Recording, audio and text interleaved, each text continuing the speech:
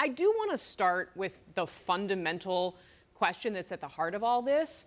I mean, do you accept the overwhelming scientific consensus that these greenhouse gas emissions are the biggest drivers of man-made climate change?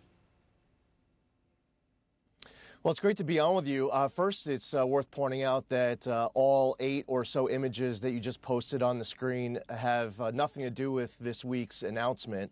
What was the 2009 endangerment finding had to do with was with regards to mobile sources vehicles. This week's proposal to rescind the 2009 endangerment finding was with regards to mobile sources vehicles. CNN's been using a lot of photos where they show smokestacks of stationary sources like power plants. That's not what we proposed. Now, going back to 2009, the science that they were reviewing included both optimistic to pessimistic scenarios. To reach the 2009 endangerment finding, they relied on the most pessimistic views of the science.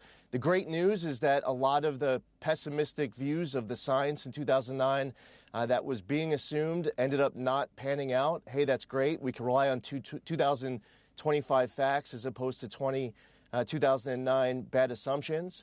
The other thing, too, is that at EPA, we don't just get to creatively make the law whatever we want it to be. The Supreme Court ruled in Loper-Bright, overturning the Chevron doctrine, West Virginia versus EPA, Michigan versus EPA, that agencies like the EPA can't just use vague language in statute and try to make it be whatever we want it to be. The major policy doctrine also says that when you're going to reach something like an endangerment finding and then have trillions of dollars of regulation, that's something that should be decided by our elected members of Congress in passing statute. And if you don't mind, the 2009 endangerment finding, while it's simply summed up now as saying carbon dioxide endangers public health and welfare, that's not what they did back in 2009. They had a lot of mental leaps. They say carbon dioxide, when mixed with a whole bunch of other well-mixed gases, in some cases not even emitted from mobile sources, they say that it contributes to global climate change. Doesn't say causes, contributes. How much they don't say, but it's north of zero, not much more than zero. So you're sounding pretty skeptical then change of this overall scientific consensus that these greenhouse gas emissions are the overwhelming man-made climate change driver.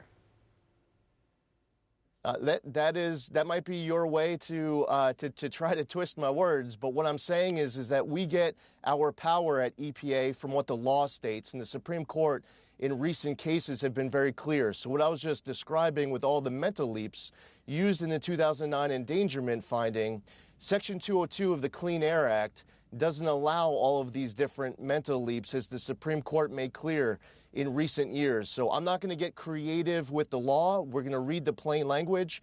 And if Section 202 of the Clean Air Act gets amended by Congress, then we'll follow that new law.